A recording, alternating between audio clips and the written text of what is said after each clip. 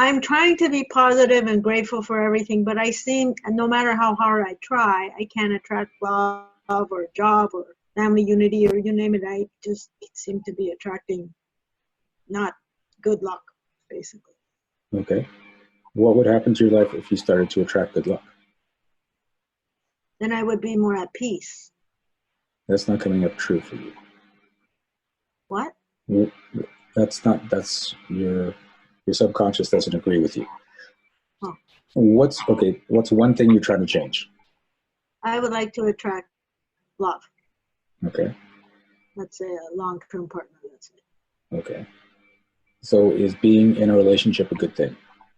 I think so, because two people can share, bounce off ideas, support each other, be a comfort and be a companion. And okay. Has that been your experience? No, I haven't found that. Okay. Well, what happened in the last relationship you had? How did that end? When I have relationships with anybody, people, jobs, anything, just to generalize, it doesn't work. And I keep trying. I try to be funny. I try to be helpful. I try to be everything that I think I should be and genuine, and it's not working. Okay. And so that's the story you're stuck in, that whenever you have any kind of relationship, it doesn't work. Okay. So we won't be able to clear directly on that because it's got to go deeper than that. So if you're talking about a job, what happens with the job that it doesn't work? That's what boggles my mind. I went to an interview a few weeks ago. They said, "Oh, I remember you from 5 years ago. You were funny. You had a good personality. You cracked me up," and it boggles my. I said, "Okay, and then why didn't you hire me?" Nothing. I keep trying 10 times over. I don't know. Try to improve. Try to not beat myself up, but boggles my mind. Why, with all these efforts and qualities, I can't get anywhere in the life.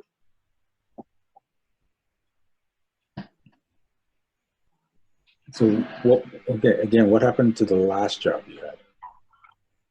It was temporary. I teach English. Mm-hmm. I take whatever gigs I can, but then when I go to try to find more, it doesn't work. When I try to sell my art, it doesn't work. When I try to have a roommate I'm trying to kick out of here in a week, it doesn't work. I don't know what just doesn't work. Like, what more can I do, kind of thing. Okay. And if it worked, what would your life be like? More fun, more stability, more fun and peace, and not always being worried or trying to be people please and be accepted and try to fit in, I guess. Okay. So here's the thing. None of what you said is coming up as true. What does that mean? That means, although you think if you had the job and had the relationships, everything would be more fun and more ease and more peace, that's not what your subconscious thinks. So what's involved? Okay, hold on. When you have a job, what do you get out of the job? I feel useful.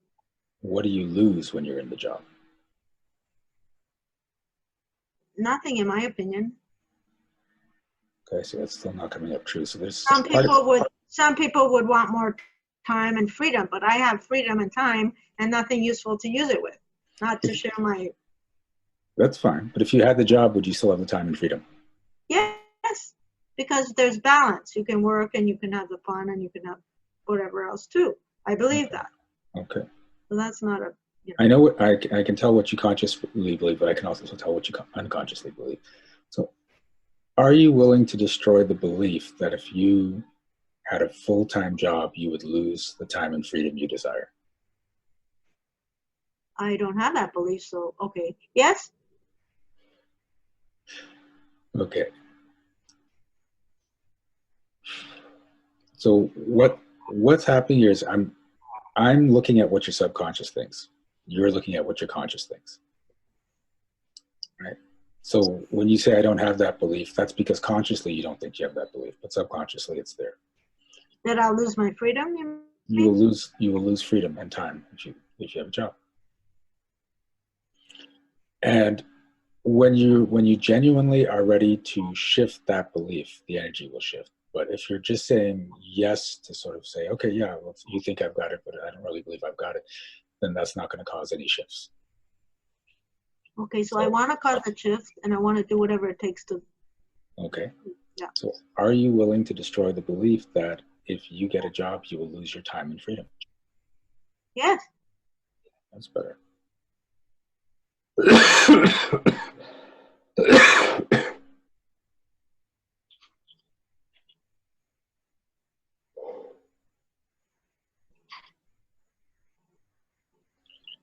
Are you willing to destroy the belief that if you get into a relationship, you will lose time and freedom? Yes, I want a relationship.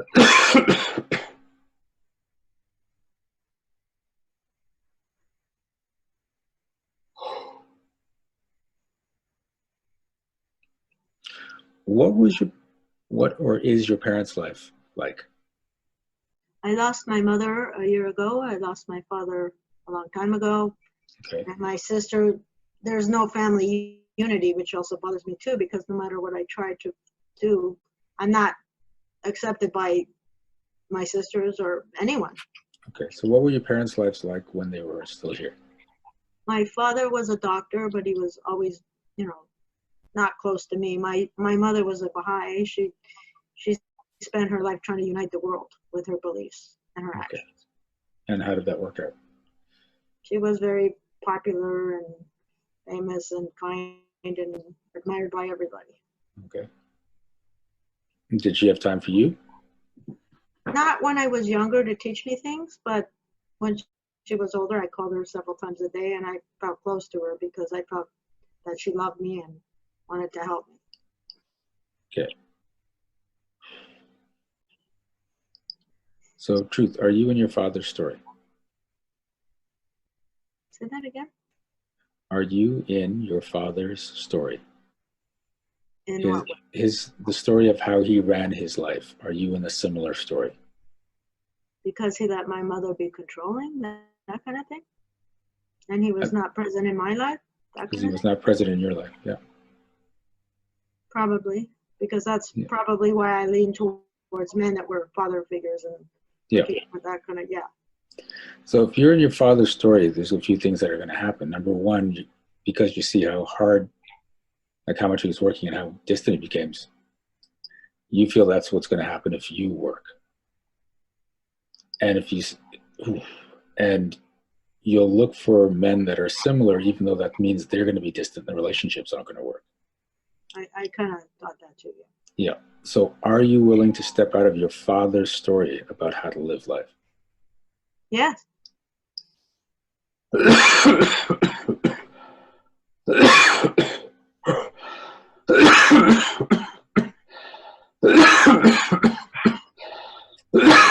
Ooh, that's a deep one.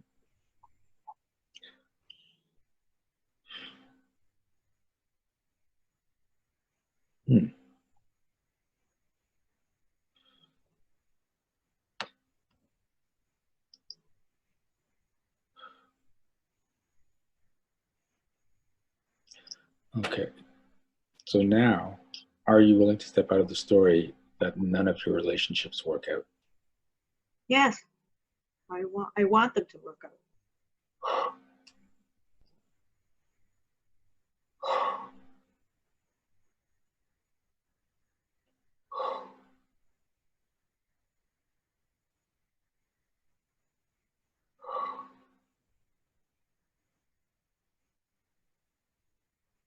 Oh, good. This is how it works. When you're in a certain belief, you constantly create evidence to support that belief. So it can look like, no, that's just how things are. This is the way these people are, and this is how the government works, and this is how society works. So we should stop thinking about these things, and then the beliefs go away? So when you shift a belief, all the evidence you've created to support that belief becomes invalid. So stop looking for it. Start looking for evidence of the new belief, and that puts you in the new mindset. But whenever you see evidence of the old belief, you get to be right about the belief. And people prefer being right over being happy, over being wealthy, over being in wonderful relationships. Like, there it is again. That's the story. And you'll say the story. Oh, none of my relationships work out. None of my relationships work out. You'll say the story over and over again so you can be right over and over. And whenever you're right, your brain actually gives you a hit of dopamine.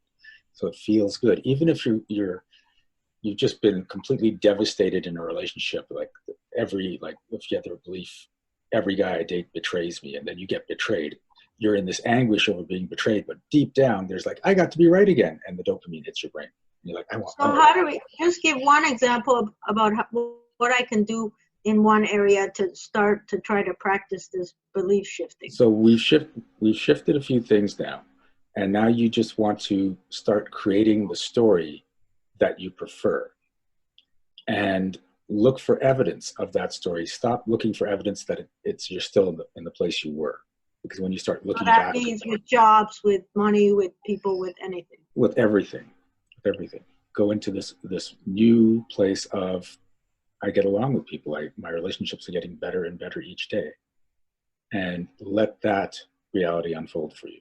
So like a kind of a pep talk / brainwashing / positive affirmation thing. Kind of like that. Whenever you're in that more positive state, and you're not going to be in a positive state all the time, and I'm never telling people to be positive all the time, because that is actually unhealthy. But the more often you're in that positive state and in those thoughts of, this is my life now, the more you create that, because your thoughts just go out, they bounce off the world and reflect back what's coming into you. Your most prevalent thoughts create your reality, although most of it's going on at a subconscious level.